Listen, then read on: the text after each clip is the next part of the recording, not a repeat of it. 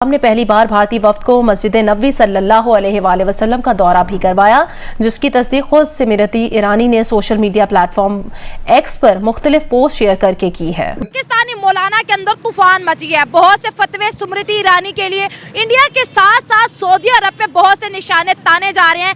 आपको पूरे गल्फ में मंदिर बनते नजर आ रहे हैं। अरबों की हालत बहुत बुरी हो चुकी है। जना, बदकारी, बुत परस्ती, शिर्क, कुफर, वो तमाम खित्ते जो अपने आप को तौहीद और शिर्क और बिदत इन सब के ऊपर तूफान मचा के रखते थे, सबसे पहले स्मृति ईरानी चली गई हैं। वो इंडियन गवर्नमेंट को रिप्रेजेंट करती हैं, जहां के इस वक्त मेरे ख्याल में दूसरे नंबर पे भारत का नंबर आता है पॉपुलेशन का मुसलमानों की वजह से। काफिर कभी मुसलमान का दोस्त नहीं हो सकता। अच्छा, ठीक है। लेकिन आज ये हुआ कि सऊदी अरब के अंदर एक काफिर को उनकी ज़ियारतें कराई गई हैं, जो कि इस्लाम के अंदर बिल्कुल सख्त मना है। किस कुरान की किस शिक में लिखा है कि दूसरे मजहब की खातून जो है वो मदीना नहीं जा सकती? क्या वजह है? जो डिमांड की थी ना हज उम्रा के लिए, वो पाकिस्तान के एक आटे में नमक बराबर नहीं है। 1,75,000 इंडियन हज पे जाएंगे। 1,75,000 बड़ी पॉपुलेशन, क्योंकि पाकिस्तान को इग्नोर कर रहे हैं और इंडिया की जो है ना पॉपुलैरिटी वो सऊदी में बहुत ज्यादा इंप्रूव हो रही है। सऊदी अरब के अंदर जब प्राइम मिनिस्टर नरेंद्र मोदी को बुलाया जाता है, रेड कारपेट बिठाया जाता है, उनको हाई सिविलियन इतने बड़े तगमे पहनाए जाते हैं, तो बिजनेस इंटरेस्ट और पॉलिटिकल इंटरेस्ट सऊदी और इंडिया के एक हो गए हैं। यहाँ के मुलाना भड़क रहे हैं, फतवे जारी कर देंगे, फलाना हो गया, धमकाना हो गया। क्या हम अपनी औकात भूल गए हैं कि अपनी तो बस मांगने की रह गई है? एक तो सारा दिन आप वजू जोड़ के फिरते रहते हैं, वजू ना टूट जाए। कम सारे गलत कर रहे हैं, वजू ना टूट जाए। पहले वो पाकिस्तान को आपने आपको काबिल तो बनाया ना कि वो बाइकाट करने के काबिल हो।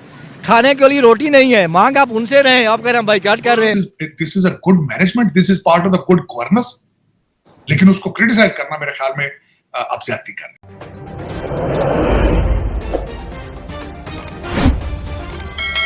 हेलो दोस्तों, आप देख रहे हैं हमारा और आपका यूट्यूब चैनल ये एंटरटेनमेंट न्यूज टीवी। भारत की अल्पसंख्यक कल्याण मंत्री स्मृति ईरानी पहले दिन सऊदी अरब के दौरे पर थी। इस दौरान वह मदीना भी गई और वहां हज की तैयारियों का जायजा लिया था। दौरान वहां एक अहम हज समझौता किया गया। भारत और सऊदी अरब सरकार के बीच हुए इस समझौते के फायदे और नुकसान से ज्यादा चर्चा इस समय स्मृति ईरानी के मदीने दौरे की हो रही है। दरअसल ये पहला मौका है जब कोई भारतीय गैर मुस्लिम महिला इस तरह से मदीना गई, उसमें भी वह बिना सर ढके मदीना गई। इस बात को लेकर पाकिस्तान में खूब चर्चा हो रही है। स्मृति ईरानी के इस दौरे को लेकर पाक मीडिया को मिर्ची लग गई है और अब वह स्मृति ईरानी के अलावा सऊदी अरब पर भी सवाल उठा रहे हैं। आइए देखते हैं वीडियो को और मिलते हैं वीडियो के अंत में। हमने इस्लाम की दुकान खोल ली है, हम अपनी सेल खराब नहीं करना चाहते। सबसे बड़ी वजह तो ये है, सबसे बड़ी वजह। मैं इनसे पूछना चाहता हूं कि किस कुरान की किस शिक में लिखा है कि दूसरे मजहब की खातून जो है वो मदीना नहीं जा सकती? क्या वजह है?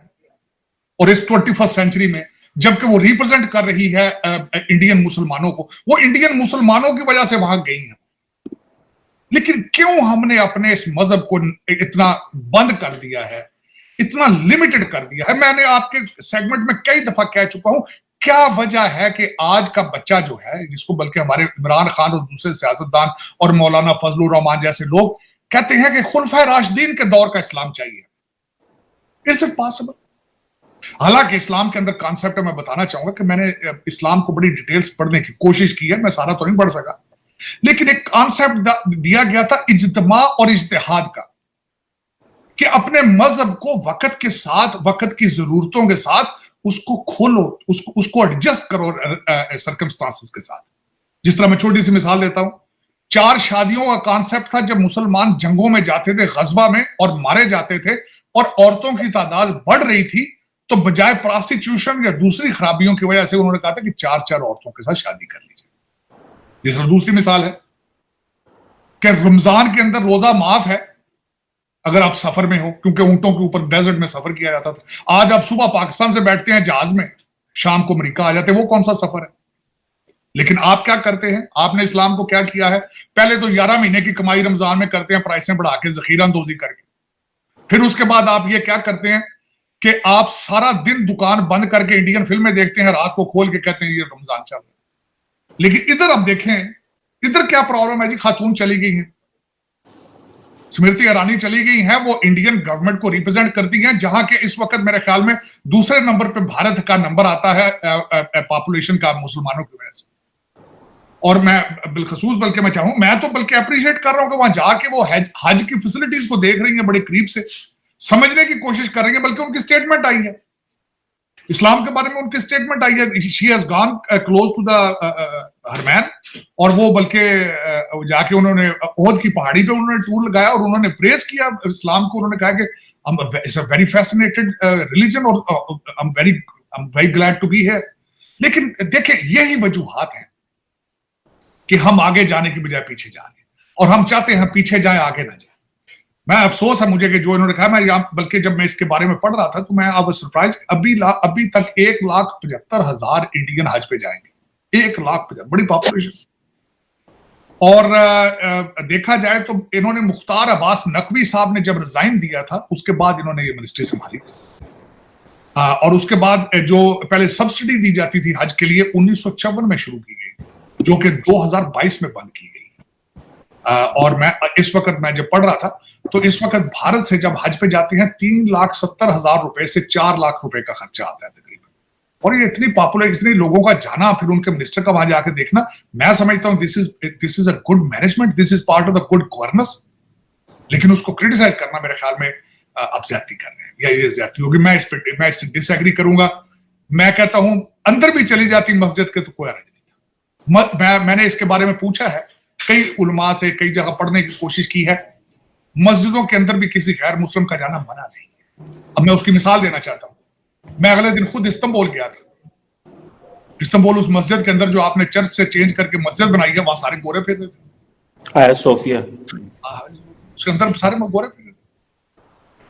कुर्तबा में जो मस्जिदें आप छोड़ के आए, वहां सारा दिन टूरिस्ट गोरे होते हैं, अंदर तस्वीरें खींचते हैं जाके। लेकिन पता नहीं क्या बात है, आपने इस्लाम को इतना फ्रेजाइल बना दिया है कि हर जगह पे, एक तो सारा दिन आप वजू जोड़ के फिरते रहते हैं, वजू ना टूट जाए, काम सारे गलत कर रहे हैं, वजू ना टूट जाए। ये ज्यादती है। आप इस्लाम को इतना बंद ना करें, उसको हवा लगने दें, उसको फलने फूलने दें। इन्हीं हरकत की वजह से आज आप 1.9 बिलियन मुसलमान दुनिया में जलीलो ख्वार हो रहे हैं, इसी आइडियोलॉजी की वजह से, जिसकी आपने अभी निशानदेही की है। ये गलत बात है, ये बहुत गलत बात है। और अभी तक आप खुरासान के चक्कर में इस्लामिक स्टेट ऑफ खुरासान बन रही, खोतियां दे जहाज शुरू हुए हैं, पता नहीं कि कोई समझ नहीं आ रही। आर्टिफिशियल इंटेलिजेंस दा बाइकाट कर देता है तुझे, उसकी तरफ तवज्जो ही नहीं, कोई पता ही नहीं है, इंग्लिश पढ़ने ही नहीं, कहते ये काफरों की जुबान है। इससे आप कहां पहुंचेंगे? आप लम्हा फिक्री है इस वक्त, बहुत सख्त परेशानी।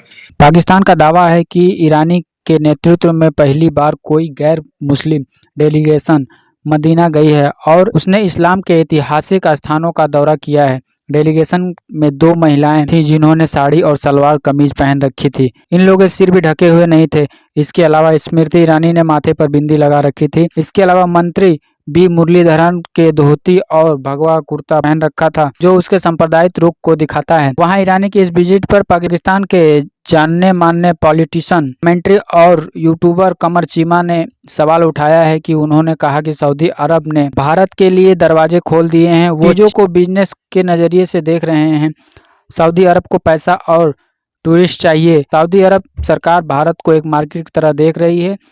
मक्का या मदीना में आमतौर पर कोई औरत बिना दुपट्टे के नहीं जाती है, लेकिन स्मृति ईरानी गई और ये बहुत दुर्लभ उदाहरण बन चुका है। दुनिया के मुसलमानों में इस पर काफी बहस हो रही है, लेकिन सऊदी अरब के क्राउन प्रिंस को तो बस पैसे से मतलब है। वह इसे अपनी टूरिस्ट बढ़ाने की पहल की तरह देख रहे हैं, जो उनकी लगातार चल रही कोशिश का हिस्सा है। अगर ये वीडियो पसंद आए तो वीडियो को लाइक करें, कमेंट करें और हमारे चैनल पर नए हैं तो हमारे चैनल को सब्सक्राइब करें।